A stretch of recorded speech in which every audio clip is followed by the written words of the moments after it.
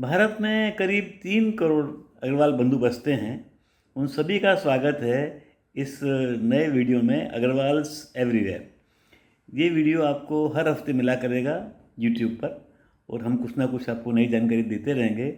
Agarwal community जो है वो बनियों की सबसे बड़ी कम्युनिटी में से एक है, इसलिए अग्रवाल्स होना एक हम सभी के लिए गर्व की बात है।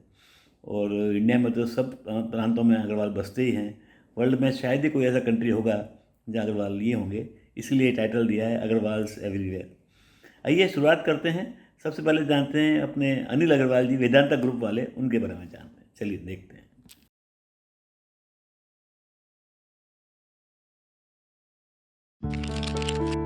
सोचिए, एक 19 साल का युवा बिहार से मुंबई के लिए रवाना होता है। उसके पास ना जेब में पैसे हैं और ना ही सिर पर छत, सिर्फ एक टिफिन बॉक्स, बिस्तर और आंखों में कुछ कर गुजरने का सपना। ये कहानी है देश के एक ऐसे ही उद्योगपति की, जिसने अपनी जी तोड़ मेहनत के दम पर वो मुकाम हासिल किया जिसे आज दुनिया सलाम करती है। हम बात कर रहे हैं वेदांता रिसोर्सेज के चेयरमैन और फाउंडर अनिल अग्रवाल की। जीरो से $250 का इतना बड़ा साम्राज्य अनिल अग्रवाल ने कैसे खड़ा किया? क्यों उन्हें मेटल किंग कहा जाने लगा? तो चलिए देखते हैं उनकी सफलता का राज। महज 20 साल की उम्र में बिहार से मुंबई आए अनिल अग्रवाल ने एक छोटी सी दुकान से अपने करियर की शुरुआत की। उन्होंने मेटल का कबाड़ यानी स्क्रैच बेचना शुरू किया। धीरे धीरे आगे बढ़ते हुए भोईवाड़ा के मेटल मार्केट में एक छोटा सा ऑफिस किराए पर लिया और तेजी से अपने बिजनेस को विस्तार देना शुरू किया। इसके बाद साल 1976 में उन्होंने एक कंपनी शमशेर स्टर्लिंग केबल को खरीदा, लेकिन इसके बाद उनके पास कर्मचारियों को देने तक के लिए पैसे नहीं थे।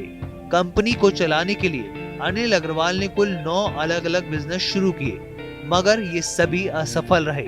साल 1980 में उनकी सफलता की कहानी शुरू हुई और उन्होंने स्टरलाइट इंडस्ट्रीज की स्थापना की। स्टरलाइट इंडस्ट्रीज 1990 के दशक में कॉपर को रिफाइन करने वाली पहली देश की प्राइवेट कंपनी बनी। अनिल अग्रवाल ने साल 2003 में लंदन स्टॉक एक्सचेंज में अपनी कंपनी को लिस्ट करवाया। यही कंपनी आगे चलकर वेदांता रिसोर्सेज लिमिटेड या फिर वेदांता ग्रुप बन गई, जिसके बाद से उन्हें मेटल किंग कहा जाने लगा। वेदांता ग्रुप आज के वक्त में देश ही नहीं, दुनिया की सबसे बड़ी खनन कंपनियों में से एक है।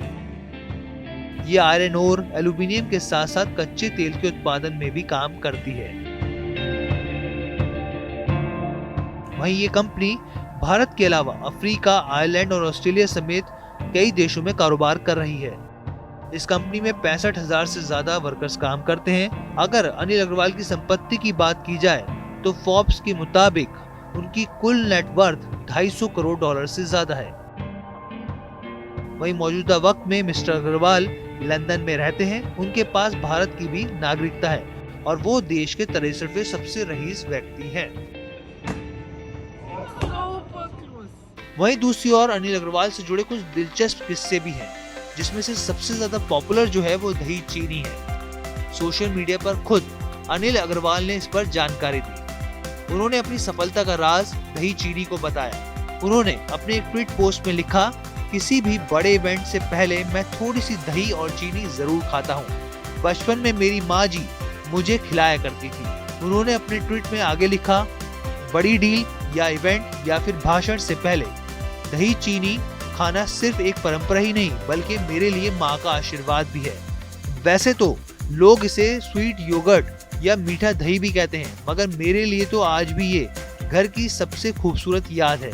ये मेरा अच्छा पुराना लकी चार्म है। वहीं दूसरी ओर अनिल अग्रवाल ने खुलकर अपनी कमजोर अंग्रेजी का भी जिक्र किया और कई ट्वीट में इसके बारे में जानकारी भी दी। वेदांता लिमिटेड को खड़ा करने वाले अनिल अग्रवाल ने अपनी मेहनत और लगन से माइनिंग और मेटल बिजनेस का बड़ा साम्राज्य खड़ा किया और अब आने वाले समय में वो भारत को सेमीकंडक्टर के मामले में आत्मनिर्भर बनाने में योगदान देने वाले हैं।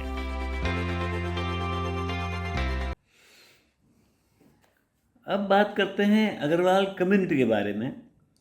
तो इंडिया में जो 4 वर्ण होते हैं उसमें एक वर्ण जो है वैश्य या बनियों का है, उनकी बस्ती बहुत ज़्यादा नहीं है, मतलब हार्डली 3-4% पूरे इंडिया में होते हैं, और उसमें से भी ऑलमोस्ट 2% जो पॉपुलेशन है वो अग्रवालों की है। तो ये बात नोट करने लायक है। और उस साथ साथ में आजकल जो हैं अग्रवाल जो हैं काफ़ी फील्ड्स में आ गए हैं। जो स्टार्टअप हो रहे हैं तो बच्चे ज़्यादातर अग्रवाल ही होते हैं। तो थोड़ी सी हम जानकारी लेते हैं अग्रवाल कम्युनिटी के बारे में। एक सिंपल इंग्लिश में है। कोई जनाब जो हैं वो चेन्नई में बसे हुए हैं, उनके मैसेज सुनते हैं। चलिए देखते हैं video.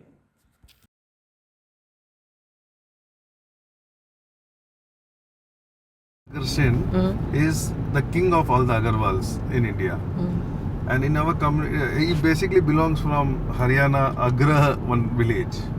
So they started a system in Agarwals wherein any Agarwal migrating to that village, each and every house, they will donate 1 brick and 1 coin.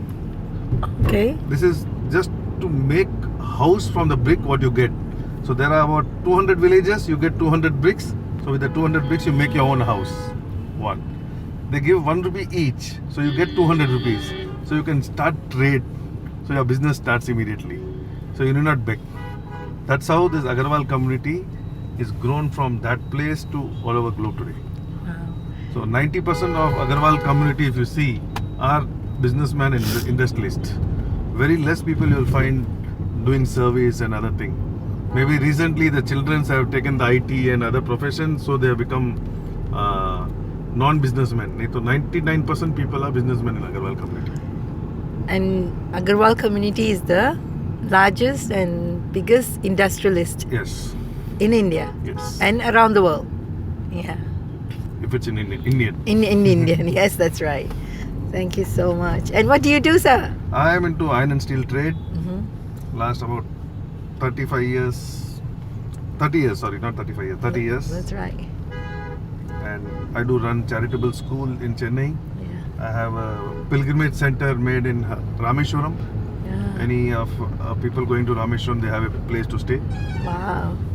And you have recently added a portal to A your steel portal, Yeah, yes. tell us about that. It's again to connect global buyers and sellers, wherein they have an opportunity to interact with international market.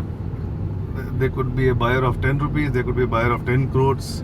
If they can negotiate a deal through my portal, I feel happy about it. Right. Great. Is this the only type of steel portal? Yes, if you talk about steel portal, in worldwide there are steel portal providing only news, or maybe 1 or 2 portal have started because of our portal, wherein they have started trading of buying and selling of steel products. But in our steel portal we have you can post your requirement for steel product, the services rendered in steel industry. You may be a fabricator looking out for fabricator. Yes, you can post your requirement. It could be you want to buy or sell any plant and machinery connected with steel. It could be recruitment. You want to have a job or there's any opening you can find. There's an auction also, wherein if you have any surplus stocks available, you can upload your videos and pictures where people need not go and inspect all over. We have made in such a way where material is lying in Singapore. I need not go travel to Singapore to inspect. You can just upload the picture video online. People can see. They can offer the prices what they require, and if the seller is agreeable, you can sell it to them. Fantastic. We have been media partner for a lot of events globally. You visit steelneeds.com. I'm sure you'll be happy about it. Thank you so much. Thank you.